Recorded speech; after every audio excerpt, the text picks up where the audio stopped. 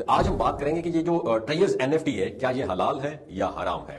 آج کل یہ پلیٹ فارم جو ہے نا ٹریئرز NFT بہت زیادہ وائرل ہے. پاکستان میں پچھلے 3-4 سال سے لوگ اس پر کام کر رہے ہیں. لوگوں نے کروڑوں روپے کمائے ہیں اور ابھی بھی کما رہے ہیں. کچھ لوگ کہتے ہیں کہ یہ اسکیم ہے, کسی وقت بھی بند ہو سکتا ہے. اس سلسلے میں سب سے اہم سوال جو کیا جاتا ہے کہ ٹریئرز NFT حلال ہے یا حرام ہے. اس سوال سے بات کرنے سے پہلے آپ یہ سمجھ لیتے ہیں, ہم سمجھنے کی کوشش کرتے ہیں کہ اصل میں یہ ہے کیا, اصل کیا ہے اور اس وقت اس میں کیا کھیل کھیلا جا رہا ہے, یہ آپ بہتر طور پہ سمجھتے ہیں. لیکن اس کی جو اوریجنلٹی ہے, اصل جینوئن پلیٹ فارم ہے, ایک منفرد ڈیجیٹل اثاثہ ہوتا ہے اور اس کا تعلق خاص طور پر ویب 3 گیمنگ, ڈیجیٹل کلیکٹیبلز اور میٹا ورس کے ساتھ کنیکٹ ہوتا ہے. یہ پلیٹ فارم ایک طرح کا میجک انٹرنیٹ پیسہ استعمال کرتا ہے جو کہ اس کی مقامی کرنسی کے طور پر کام کرتا ہے. اوکے, اس کا مقصد ایک ایسی معیشت قائم کرنا ہوتا ہے جہاں گیمرز, کریٹرز اور انویسٹرز سارے مل کے ایک ساتھ کام کریں. اب سوال یہ ہے کہ ٹریئرز NFT پر قائم کرنا شرعی طور پر جائز ہے یا نہیں ہے. اس معاملے میں ہمیں یہ دیکھنا ہوگا آیا اس میں سود, گیملنگ یعنی جوا یا کسی اور غیر شرعی ایلیمنٹ کا کوئی پہلو پایا جاتا ہے یا نہیں پایا جاتا.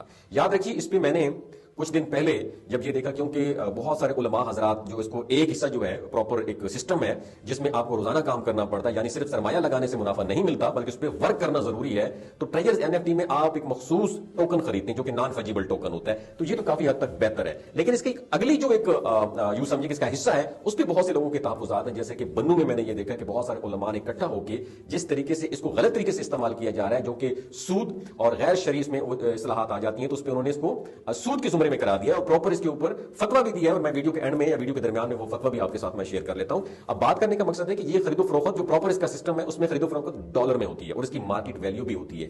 مزید جب کوئی چیز خریدی جاتی ہے تو اس پر مکمل کس کا اختیار ہوتا ہے, آپ کا اختیار ہو, یعنی وہ آپ کے اکاؤنٹ میں, آپ کے حصے میں وہ اکاؤنٹ آ جاتا ہے اور جب آپ چاہیں تو اسے فروخت کر سکتے ہیں. اس سسٹم میں جو بھی کام کیا جاتا ہے نا اس کے مطابق منافع حاصل ہوتا ہے. اب کچھ علماء کرام کرپٹو کرنسی یا اس قسم کے سسٹمز پر تحفظات رکھتے ہیں. اب ان کے خیال میں ایسی چیزوں میں دھوکہ دہی یا اسکیم ہونے کا خدشہ موجود ہوتا ہے. لیکن اگر صرف اسکیم ہونے کے خدشے کی بنیاد پر کسی چیز کو ناجائز کہا جائے تو پھر تو دنیا میں بہت ساری چیزیں ناجائز قرار پائیں گی, کیونکہ کسی بھی کاروبار میں دھوکہ دہی کی جو پاسبلٹیز ہو سکتی ہیں, جیسے کہ جعلی کرنسی مارکیٹ میں آ جاتی ہے یا روایتی کاروبار میں بھی کوئی دھوکہ دے سکتا ہے, مگر اس بنیاد پر کاروبار کو ناجائز نہیں کہا جا سکتا. اس معاملے میں فیصلہ جو ہے نا اس بنیاد پر ہونا چاہیے کہ آیا اس میں شرعی اصولوں کے خلاف ورزی ہو رہی ہے یا نہیں ہو رہی.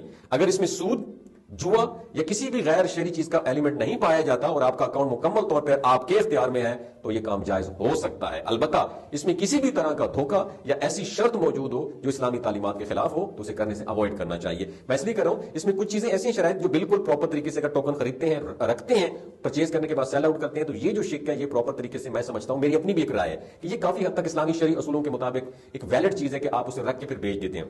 لیکن اس میں ایک شک ایسی ہے جو کہ بنو کے علماء بہت سارے متفقہ انہوں نے فتویٰ بھی دیا ہے کہ اس میں ایک